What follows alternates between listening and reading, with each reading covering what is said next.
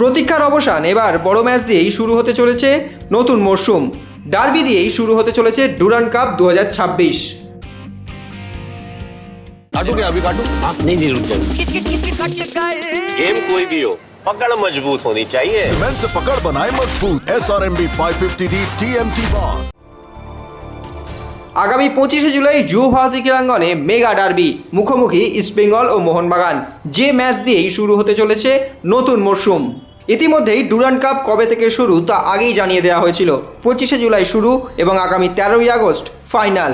এবং এদিন চলে এলো পূর্ণাঙ্গ সূচি, যেখানে প্রথম ম্যাচেই মুখোমুখি হতে চলেছে ইস্টবেঙ্গল ও মোহনবাগান।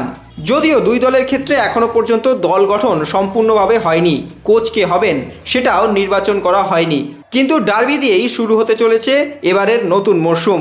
খুব দ্রুত দুই দল অনুশীলন শুরু করে দেবে বলেই খবর পাওয়া যাচ্ছে। তবে এটুকু বলা যেতে পারে, উৎসব শেষে আবারও কিন্তু উৎসব শুরু। তার কারণ আগামী 19শে জুলাই বিশ্বকাপের ফাইনাল। ফুটবল প্রেমীদের কিছুটা হলেও মন খারাপ থাকবে বিশ্বকাপ শেষে। তাহলে ক্ষতি কি? আগামী 25শে জুলাই শুরু ডুরান্ড কাপ এবং প্রথম ম্যাচেই মেগা ডার্বিতে মুখোমুখি দুই দল। চলুন এক নজরে দেখে নেওয়া যাক ইস্টবেঙ্গল ও মোহনবাগানের কবে কবে খেলা। 25শে জুলাই যুব ভারতী ক্রীড়াঙ্গনে মুখোমুখি দুই দল বিকেল 5টা থেকে ইস্টবেঙ্গল ও মোহনবাগান। এবং আগামী 4 আগস্ট সাউথ ইউনাইটেডের বিরুদ্ধে যুব ভারতী ক্রীড়াঙ্গনে সন্ধ্যে 7টায় মুখোমুখি মোহনবাগান।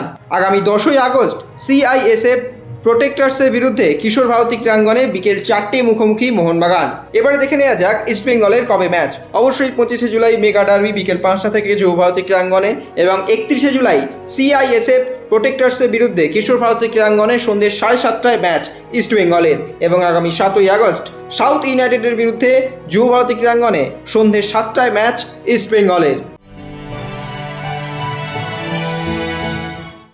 সব মিলিয়ে ডার্বির কিন্তু মেজাজ এখন থেকেই শুরু হয়ে গিয়েছে এবং উত্তেজনা ইতিমধ্যেই তুঙ্গে।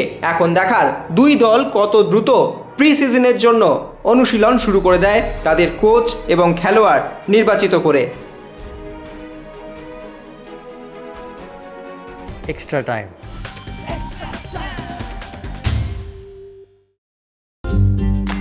লেটেস্ট নিউজ আর এক্সক্লুসিভ ভিডিওর সঙ্গে আপডেট থাকতে এখনই সাবস্ক্রাইব করুন আমাদের ইউটিউব চ্যানেল। বেল আইকনে ক্লিক করতে ভুলবেন না যেন।